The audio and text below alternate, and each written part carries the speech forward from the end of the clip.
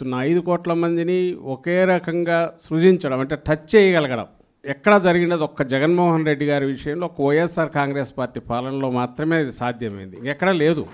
ప్రతి గడప అత్యంత సామాజికంగానే కాకుండా ఆర్థికంగా రాజకీయంగా అన్ని రకాలుగా చైతన్య రీత్యా కూడా అట్టడుగున ఉన్న దళితులతో పాటు ఆ చైతన్యం పుంజుకోవడానికి రావడానికి దశాబ్దాలు ఇప్పటికీ ఇంకా పూర్తి రాలా.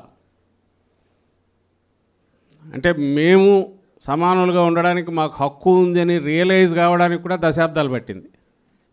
Equal opportunities in real sense ఏదైతే బాబాసాహెబ్ అంబేద్కర్ గారు ఆయన ఆ రోజు కలగనడం కాకుండా రాజ్యాంగం రూపంలో కూడా మనకు బహుకరించారు, మనం ముందు పెట్టారు, మన చేతికి అందించిపోతే కలలు కనడం అందరం కంటాం.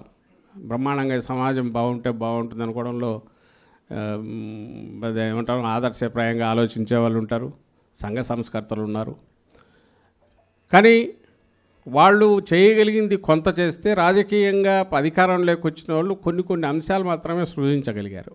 అది ఒక్క జగన్మోహన్ రెడ్డి గారు మాత్రమే ఇన్ని దశాబ్దాల తర్వాత రాజ్యాంగం వచ్చిన తర్వాత భారతదేశానికే కాదు ప్రపంచంలో ఏదైనా సరే అసమానతలున్న సొసైటీని ఈక్వాలిటీకి తీసుకురావడానికి ఒక కరదీపికలాగా భారత రాజ్యాంగం అంబేద్కర్ గారు మనకిచ్చింది. ఆ రాజ్యాంగం ఏదైతే ఉందో దాన్ని ఆచరణలో దాని స్పిరిట్ను పూర్తిగా అవగాహన చేసుకొని 5 ఏళ్ల కాలంలోనే దాన్ని పూర్తిగా అమలు చేసే ప్రయత్నం చేసి అందులో చాలా వరకు విజయం సాధించిన నాయకుడు ఎవరంటే జగన్మోహన్ రెడ్డి గారు. ఇందులో డౌట్.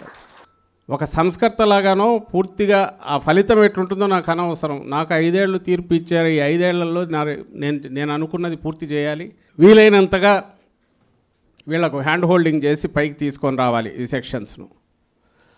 ఈ పునాదులు వేసినవి వాళ్ళ భవిష్యత్తు వాళ్ళు రాసుకునే రకంగా వీళ్ళకందరికీ అందుబాటులోకి తీసుకొచ్చి అప్పుడే నా జన్మ సఫలమవుతుంది అనుకొని ఆయన చేసిన ఎఫర్ట్స్ అది సిన్సియర్గా నిబద్ధతతో చేసినందుకు నాయకత్వం నాయకులు కింది స్థాయి వరకు అందరూ కూడా దీంట్లో కలిసి రాగలిగారు. ఇది ఎక్కడి నుంచి వచ్చిందంటే బహుశా ఆయన నిబద్ధత నుంచి వచ్చింది. ఆ మొక్కవని దీక్ష దాన్ని ఇది నమ్మిన దానికి ఎక్కడ కాంప్రమైజ్ కాకుండా నిలబడడం వల్ల వచ్చింది. దీనికి తగినట్టు మిగిలిన వారిని మౌలు చేసుకునేందువల్లే ఈరోజు వైఎస్ఆర్ కాంగ్రెస్ పార్టీ అంటే అది ఏ విభాగమైనా సరే ప్రజల పక్షాన్ని నిలబడడంలో మన పక్షపాతం ఏ వైపు ఉంటుంది అంటే పేదల పక్షాన ఉంటుంది అనేది కూడా గుండె మీద చెయ్యి వేసుకొని కాళ్ళు రెగడేసి మరీ చెప్పగలుగుతున్నాం. వేరే వాళ్ళు సంవత్సరం కూడా తిరగకముందే ఎక్కడ బయటికి రాలేని పరిస్థితి వచ్చింది అటువైపు. ఎందుకంటే రావడమే ఒక మోసపూరితమైన ఆలోచనతో. గతానికి ఇప్పటికి తేడా ఏంటంటే మోర్ ఫైన్ ట్యూన్ చూసి ఈసారి ఈ దోపిడీని ఎవడన్నా ప్రశ్నిస్తాడేమో అని ముందే ఆ సోకాల్డ్ రెడ్ బుక్ అనే దాన్ని తీసుకొచ్చి నోరు ఎత్తితే ఎక్కడికక్కడ ఎట్లా కేసులు పెట్టాలనే ఆ ధోరణిలో అది కొత్తది తీసుకొచ్చాయి. దాని ద్వారా తప్పుడు కేసులు వీటిని పెట్టి ఇంకో పక్క పట్టపగలే దోపిడీ దాంట్లో కొత్త విధానాలు తీసుకొచ్చి ఈ 10 నెలలు నడిపారు. బహుశా ఇట్లే ధీమా ఉంటే మళ్ళీ ఎన్నికలు వచ్చేంతవరకు మాదే కదా అనే ఓ ధీమా వాళ్ళకు ఉండొచ్చు. వైఎస్ఆర్ కాంగ్రెస్ పార్టీ అంటే ఆయన మాటల్లో చెప్పినట్టే నా ఎస్సీ, నా ఎస్టీ, నా బీసీ, నా మైనారిటీ అని ఏదైతే చెప్తున్నారో అది అట్లాగే కంటిన్యూ అవుతుంది. మేము దేవుడిగా భావించే అంబేద్కర్ అది ఎప్పుడు జనసమ్మర్దంతో బాగా ఉండాలి. రాష్ట్రం ఎక్కడి నుంచి వచ్చినా అది ఒక టూరిస్ట్ ప్లేస్గా కూడా ఉండాలి.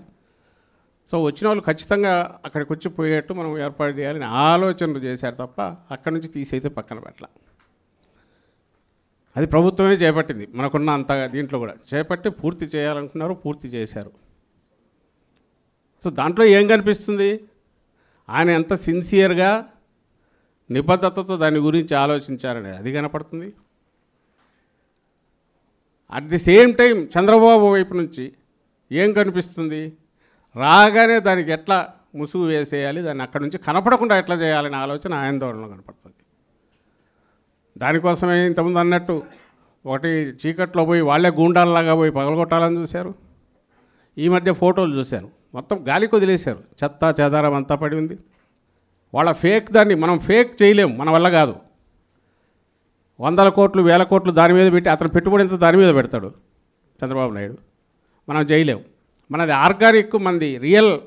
మన కోసం ఎవరైతే నిలబడుతున్నారో పార్టీ కోసం అందరూ రెడీగా ఉన్నారు. ఓన్లీ వీళ్ళ మధ్య కనెక్టివిటీ లేదు, కోఆర్డినేషన్ లేదు. ఇంతకంటే పెద్ద సైన్యం అక్కర్లా. జనం మధ్య ఉండడమే కాకుండా ఇప్పుడున్న ప్రభుత్వం దుష్టపాలన ఎండగట్టడానికి అవసరమైన ఏమున్నా కూడా వాటిని ఎత్తి చూపడం, మనం అందరం కలిసికట్టుగా ఒకే తాటి మీద నెక్స్ట్ ఎన్నికలు టార్గెట్గా గతంలో కంటే మెరుగైన ఘన విజయంతో జగన్మోహన్ రెడ్డి గారు మళ్ళీ దాంట్లోకి రావాలి. అది చారిత్రక ఆవశ్యకత. అలాగే వచ్చిన తర్వాత ఈసారి ఎవరిని వదిలిపెట్టమనేది కూడా వాళ్ళకి తెలుస్తుంది. మీరు కూడా అది గుర్తుపెట్టుకోండి. ఈసారి నేను ఇంతకుముందు అన్నాను, ఈసారి కొంచెం రాజకీయంగా కూడా ఆలోచిద్దామని. ఇంతకుముందు ఆలోచించారు, ఆయన కేవలం సంస్కర్తలాగా ఉన్నాడు. ఈసారి రాజకీయంగా కూడా ఆలోచిద్దాం. మన వాళ్ళని మనం ప్రొటెక్ట్ చేసుకోవడమే కాదు, మన వాళ్ళని ఇబ్బందిని పెట్టిన వాళ్ళను ఆ ఇబ్బంది ఎట్లుంటుంది అనేది రెండింతలుగా వాళ్ళకు చూపించే కార్యక్రమం కూడా మనం ఖచ్చితంగా చేయాల్సి ఉంటుంది. Please subscribe .news